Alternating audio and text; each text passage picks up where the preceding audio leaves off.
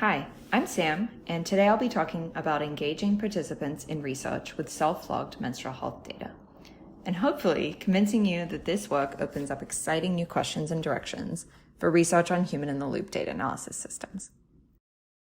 I want to start out with a story, which begins in late 2020 with the COVID-19 vaccine rollout. By the time your turn in line came around, you probably knew to expect some side effects, maybe some headaches or nausea, but you probably weren't told to expect any changes in your menstrual cycles. That's why people were surprised when they noticed unexpected changes in their cycles after receiving the vaccine. People started discussing this online and realized that there were not yet any published studies looking at possible effects of vaccines on menstrual cycles. Researchers paid attention, and earlier this year, we started to see the first published findings on this start to come out. But how did they study this when clinical trials had been conducted and many people had already received their first dose of the vaccine? They used data from a menstrual cycle tracking app called Natural Cycles. As people have increasingly adopted technologies like tracking apps and wearables to monitor their health, researchers have become excited about the possibilities of using this data to study our health in new ways. For example, on this slide, these are all studies from the last 3 to 5 years that use data from a menstrual cycle tracking app or a fertility wearable to study a new aspect of menstrual health. Let's take a second to think about how this research works. People track their data using their favorite app, and then that app company shares this data anonymously with researchers. Those researchers analyze the data and they'll publish their findings. And maybe those findings get back to those who contributed their data, maybe if the app shares that information or if it's picked up by the press. I would argue that when we think of human-in-the-loop data analytics systems, we're typically thinking of this human, a researcher or domain expert, and we're thinking about tools that make it as easy as possible for them to conduct their analyses. But there's another important human, or rather millions of humans, who are left out of this picture. In my ongoing research, I've been thinking about how we can engage people more directly in this kind of work with their personal health data. I started thinking about this when I was working with Professor Kim Hawley at the Berkeley School of Public Health, using data from an app called Clue to understand how adolescent menstrual cycle characteristics are associated with factors like sleep and stress. Let's quickly outline where we're going. First, I'll go over why we might want to engage people more with research conducted on their data. Then I'll touch on some of the reasons we might not want to do that. I'll keep those brief so that we can really focus the rest of the time on what it might take to actually build tools to support this kind of engagement. Okay, so why would we want to do this? First, participatory research, when it's done well, can bring a lot of value to participants. For example, they get to learn more about the domain, in this case, their own health, as well as learning about the process of science. Second, bringing in the people who created the data opens up a lot of possibilities to actually improve the quality and validity of the analysis that we can do. Third, it's always important to make sure that people have awareness and meaningful oversight of what happens with their data. And this would be an opportunity to really extend what we can do there as well. On the other hand, why might we not want to do this? One concern is the risk of misinformation and overdiagnosis. We want to ensure that people are getting accurate and helpful information at all times. Another is privacy. Of course, this is always a concern with research data, but this is especially significant given the extremely poor privacy practices of many cycle tracking apps and the growing threats to reproductive freedoms that many users of these apps are currently facing.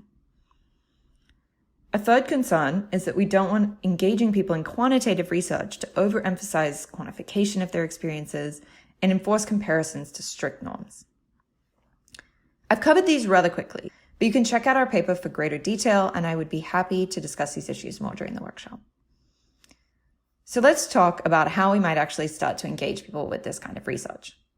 Certainly, we'll need tools like those developed in the Hilda community that enable people to explore and visualize their data without needing to code. But we argue that there's several open questions we'll need to think about to extend these tools from domain expert analysts to a broader audience of people who use tracking apps. I'll be highlighting 4 paths forward. To illustrate those paths, let's imagine we have a user, we'll call her Abby, who chose to participate in our research on menstrual cycles.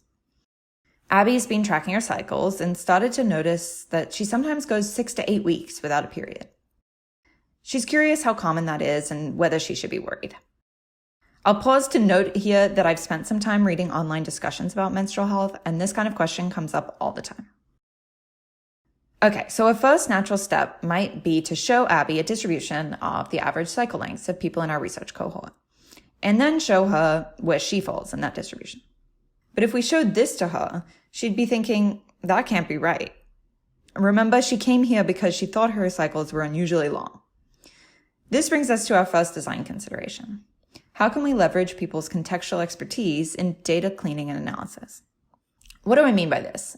Well, as an example, when you're working with cycle tracking data, one of the first things you have to do is apply some filtering to remove extremely long cycles. These cycles show up when someone stops using the app for a while or forgets to log their period, and we want to exclude them from our research data.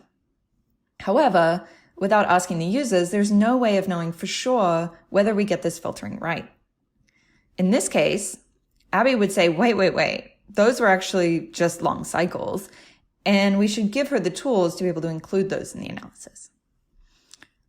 Remember the story from the beginning where people were able to come up with a previously overlooked research question based on their own experiences? I see that as another example of how we could be leveraging people's contextual expertise to improve our research. Okay, so now that she's fixed our data cleaning error, we can come back to the distribution of cycle lengths and say, oops, sorry, you're actually here. But now she's going to think, oh no, that looks pretty far to the right. Maybe there's something I should be worried about. Certainly, we need to be communicating information relative to clinical guidelines and ensuring that people can connect to support and expert advice when they need it. But thinking a bit more broadly, this raises the question of how we can convey uncertainty and variability when making comparisons, especially in the context of highly individualized data. Maybe in this case, for example, it turns out that Abby only started menstruating in the last year. Rather than comparing to everyone in the study cohort, then, it would be more appropriate to show her the distribution of cycle lengths for other people who have also started menstruating more recently, since we know from prior research that they will tend to have longer and more variable cycles. In the paper, we dive into these issues more deeply, and we also present 2 more design considerations: balancing open-ended exploration with structured engagement to ensure participants conduct valid and informative analyses, and supporting asynchronous and possibly anonymous social engagement and learning.